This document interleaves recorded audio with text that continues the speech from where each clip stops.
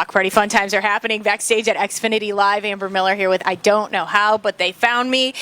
Who was at one point the hottest unsigned band in the world? Why did you have to go and relinquish that we're all washed amazing up now. title? Yeah.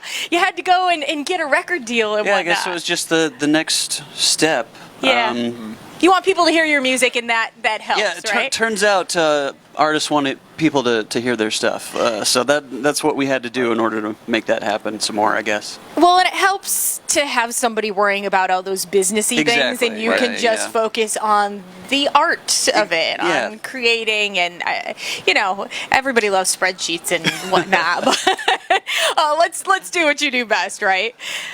Fearless Records is where the 1981 EP comes out on, and I read that you said you liked the idea of Fearless because you have 100% creative control. Sure.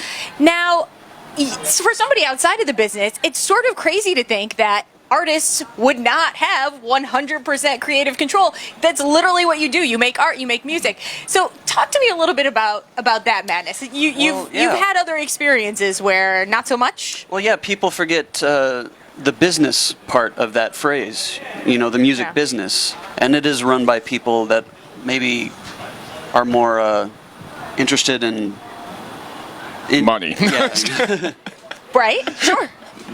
More so than art, and right. Those are the people who run the business side of it, and having people like that on your team is a big help for sure. But yeah, it's nice to be able to be in a situation where there's no filter between us and the finished product. Are you running around through fields of daisies naked, like, woo, we're creating? No, I'm just kidding. That's my weekend. That sounds like a nice weekend. Does it feel liberating like that? Oh yeah, it's great. It's doing it this way. It's been a lot more work, but definitely more rewarding too. So. We're here on Radio 104.5 backstage at our hashtag 104.5 Block Party. We're going to keep talking to I Don't Know How, but they found me over at radio1045.com and Facebook. So join us there. Otherwise, throwing it back to the studio. By the way, on stage at 2 o'clock. Come see No Peer Pressure. Please. All right, we're going to talk some more. 1981 EP. You were born in 1981. Why? Why was I born? No, yeah, well, okay, so my parents... You're going to have to talk to my parents. I'll get my mom on the phone. No, so, I mean, you must feel pretty connected to... Well, yeah, it was a cool time to grow up. I had a great time as a kid, and I guess I don't really qualify as being part of the MTV generation, neither of us do. But we saw it all happening while we were growing up, Yeah. So it was a really interesting moment in music, and discovering bands when we were kids it was done differently. We sort of wanted to try to recapture that feeling. The joy and the nostalgia. And putting in that extra footwork, too, because now you're constantly being sold something every time you turn around. And back then you had to chase down the things that you liked. That's an interesting take. I like it. Outside of making your music and being up on stage like you will in a couple of hours here, something that has nothing to do with music at all that you're completely obsessed with, that feeds your soul or feeds your brain, or makes you just turn your mind off. Maybe it's binge watching something. Obsessions for I Don't Know How, but they found me. Well, I've always been a huge comic book guy, and I was hoping you were going to call yourself a comic book nerd, because. Well, yeah, that's definitely the case, but. I don't think that's necessarily a disparaging term, nerd or geek. I'm that for sure. Term of endearment. Yeah, but I really enjoy that. That was my backup career choice when I was a kid, as a comic book artist. Drawing. So, yeah. Do you do much of that these days? I don't have a lot of time to, but any spare moment that I do have, I really enjoy sitting down and doing that. That's a fair answer.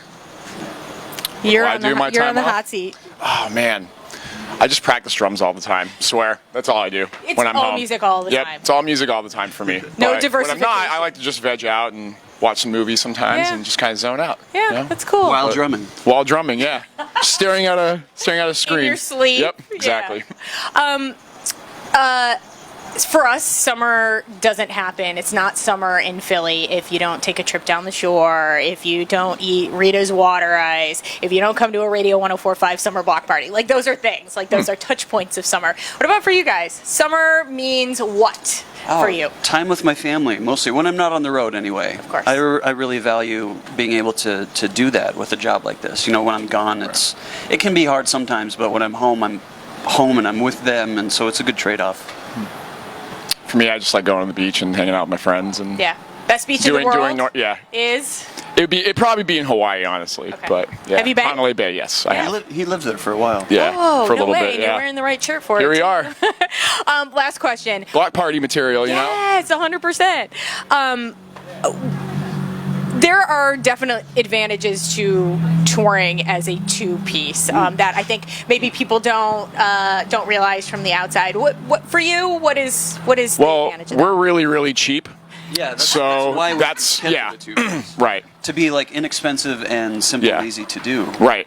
Because when we started, we were both employed in other bands and stuff, so it was like a spare time. And see, if you're in a band with like 5 people, you got to like run stuff by 5 people. But in this situation, musicians are the worst. So we want to have as few of them around as possible. Right. You heard it here first. Musicians are the worst. That's funny. No, it's real. It's lean. It's mean. You can sort of flex and make some like last minute choices without having to go through that whole process. Well, we're so glad you're here, taking the stage at 2:00 today. Yeah, happy to be here. It's gonna be fun. In Philly, I don't know how, but they found me backstage, Xfinity Live. It's block party season.